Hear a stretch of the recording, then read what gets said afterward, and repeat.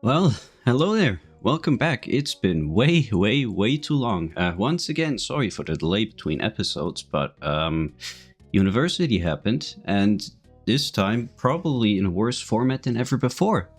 These last few weeks have been nothing but me waking up, sitting in front of my computer, either writing my paper or working for a project that I have little to no interest at all working on, and then going to bed, which, as you might imagine, didn't actually leave me with that much time to work on, well, much of anything else, really.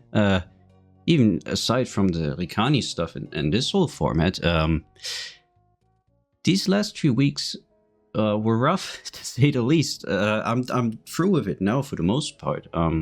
My exams will start next month. There'll be another can of worms that I'll have to deal with when that comes around, but project is almost done. The paper is almost done. It ballooned into almost 60 pages. It was supposed to only be 30 at the limit, or not the limit, but the minimum requirement for the page count was 30 pages. A couple of things happened. So my paper is about stable diffusion. If you don't know, it's a local latent diffusion image generation thing that you can run on your PC if you have a strong enough PC, good enough graphics card. And, I thought I was being smart with that one, because next semester is going to be all about deep learning. I'm really excited for that, and I thought, hey, I have to write a paper this semester. Why not be smart about this, right? Why not write a paper about a deep learning related thing that's very much up to date, so I can get ahead of the curve, basically. Well, you might know that I'm a bachelor in IT and game engineering and all that stuff. So in my complete hubris, oh shit, it's out of wall. Cool. I didn't check which songs were on this playlist, so that's neat. But basically, my complete fucking hubris, just like when I designed my website, I thought, hey, I can program. I'm a C++ god at this point. I can basically, if you understand C++. Really, you should be able to do anything. So anyway, that didn't work. As you might imagine, deep learning is actually a very fucking complex field, which is also why we only really recently gained a good foothold in deep learning neural networks, and why only recently we've been having the output improvement that we have. Also because there's a lot of fucking money in that field right now, but also because it's an incredibly complex technology. And also, the other big issue is that there are no fucking good books or really extensive articles about any of this stuff, because turns out it's really up to date and really new. And Stable Diffusion, I don't think it's even been 2 years since it came out. August 2022, no, so not even 2 years. So, well, my sources were... the general situation around my sources was obviously fucked, because there really isn't that much good stuff. Not even from Stability AI themselves. They don't fucking put out... Okay, they put out... well, no, they don't even put out papers is the thing. The Convis group at Munich, they put out papers, sure. But Stability AI doesn't put out papers. They don't even have a fucking corporate history on their website. They've got nothing. And apparently they're going bankrupt right now, so that sucks. But also, they're not providing me with anything to write about, so... I'm pretty much fully dependent on third-party sources here, on people who, in their fucking Medium articles, basically summarize the whole thing. And then provide very imprecise summaries of the different big diffusion generation, or, diffusion model papers which pretty much meant that I had to go through these papers for myself. Which wasn't too bad for the last 2 papers, especially the ones put out by the Convis group, and whenever OpenAI got involved. Say about OpenAI whatever you want, there's a lot to be said about that fucking company. However, they're really good at formatting their research papers, or at least having them be readable. The first paper on diffusion models was basically unreadable, because they're fucking mathematic. It's first of all, it's fully mathematical, which makes sense because diffusion is a physical phenomenon that's been obviously has a mathematical foundation underlying it, and they tried adapting diffusion for the image generation stuff. Okay, that makes sense. That is a lot of mathematics. Okay. However, you can, when you write a paper, you have a mathematical paper, you have two choices. You either at some point provide a thorough definition of your different variables, and for the stupid people like myself, you try to define everything that you're going to talk about. Or you can just not and basically throw a bunch of fucking formulas onto the paper and expect people to know what the fuck you're talking about. So the authors of the original 2015 paper, they decided to go for the latter, which made things very difficult. And they also threw like 300 citations at the end of their paper of different material you should realistically read to get into the whole topic of mathematical, physical diffusion simulation and forward backward diffusion. So yeah, no, that was cool. That made my job very difficult. And again, what was supposed to be a 30-page paper ballooned into 60 pages, almost. I'm at 59. Because I wrote stuff because I thought I had a good understanding of how that stuff worked. Then I had to completely scrap that thing and completely rewrite it because actually, no, I was fucking wrong about everything I thought to be true in deep learning. So I read another article, watch like 15,000 videos of people failing to explain even the most basic concepts of deep learning and diffusion image generation. And by the end of it, I think I have some understanding, maybe, potentially. At least by now I have citations for all my stuff. If it's wrong at this point, it's not my fault. But yeah, if you want to do a quickie research paper about anything, write it about anything other than diffusion models and deep learning. Seriously, that stuff messed me up good, but it's done now.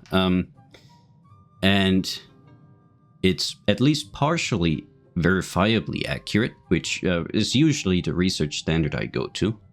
Usually going beyond that, you have to apply the Reddit formula. It doesn't have to be correct, it just has to look correct, right? That's the only thing that matters. That's what gets you the updates and gets people to believe whatever bullshit you're telling them is true. So basically that's the formula you always have to follow in your research papers. Make it sound true, even if it's complete fucking bullshit. It just has to sound correct. Throw a couple of citations in there as well. Even if they don't agree with you, no one's gonna check that stuff until it turns into a major controversy, maybe. But at that point, you're already a CEO of a company. So what the fuck do I give a shit now that my bachelor's was faked? Okay, I didn't apply that for my bachelor, else I wouldn't have developed my Pico Boy. But and maybe this isn't good advice, actually. Maybe I shouldn't. You know, the problem is it works. I'm not going to spend the next 2 hours riffing on social studies as an entire field, but there's a very big difference in citation and scientific standards between social studies and basically everything else. Not even Mint, even beyond Mint. But that's a topic other people have talked about already. Other people have lost their minds over, and that's how you constantly get big media articles about people researching a subject and then feeling the need to invalidate like 90% of all studies on the subject. Because it turns out that the studies that were written were completely inadequate by any scientific standard. But anyway, I didn't really want to go down this road or even talk about this. I'm just pissed off at having to write a paper, and this is my way of letting out the frustration, basically insulting an entire field of science. That's how I anger manage, pissing off as many people as possible. Why are you still watching us? But all jokes aside, I'm very happy to be back. So paper's done, project's done. Exams will start next month. That'll be rough, but beyond that, things should be probably easier, hopefully. Depending on if I die of a heat stroke in these coming months, because first we had torrential rainfall for 2 months, and now these rainfalls are trying to continue looking outside right now, but also on the few days that it wasn't cloudy, we fucking instantly reached like 35 degrees, so cool. Good. Cool summer. Anyway, page 24 is done. Page 23... No, other way around. After 24 comes 25. Page 25 has started yesterday. So gonna take a while for that page to be done. Again, now that I'm at least somewhat out of the water with my university stuff, I'm gonna try to ramp up my productivity again. Rykani episode 2 has also taken way too long for a format that was supposed to simplify things. The exact thing that I predicted would happen once I got into scripting my episodes happened. So I already talked about Rykani episode 1, the proper episode 1 being scripted through, which was a good idea at the time. Yes, it was a good idea, because it was either me basically, talking free format or just talking with a couple of bullet list points and then messing up obviously those lines 50,000 times, having to re-record 50,000 times, then having to cut the things together. That wasn't a good idea. So that couldn't have worked. So, but with episode 2, I completely went overboard in the opposite direction, created a script that is 15 pages long, which is way too long and way too detailed.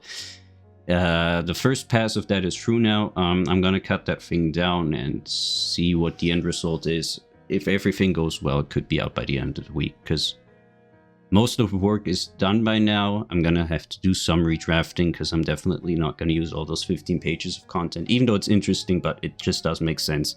I went way too overboard and way too detailed in some aspects, since it's supposed to be a, very general introduction to the Rika, in very much in the vein of Rykani Basics, number 1. But I, once again, went way too overboard, especially because I'm trying to integrate a lot of lore and world building into these episodes, which, yes, on one hand is cool and would make sense, but also, I've already talked about there being a huge world building deficit in my writings, as for now, because there is a huge world, but you just don't get anything of it, especially with the comic, which currently it limits itself to 2 characters and a single shitty starship. We're gonna move beyond that very soon, if I can finally get my shit together and put the comic pages out on a weekly basis again. But until then, I'm gonna have to find some different ways of communicating my ideas, which is proving to be very difficult, especially with university breathing down my neck at every second. But things will go faster from here on out, and that's the Rykani and personal life updates done. And it's time for Cave Story, I think. I specifically charged my Xbox controller for this, because I was very sure that if I didn't recharge it, it'd die throughout the middle of the stream. Where's my layout? There it is. Let me turn off the music. Where the fuck is the mute? There it is. As you can see, Toroko has been replaced by Misery, because Toroko is kind of fucking dead at this point. So let's continue.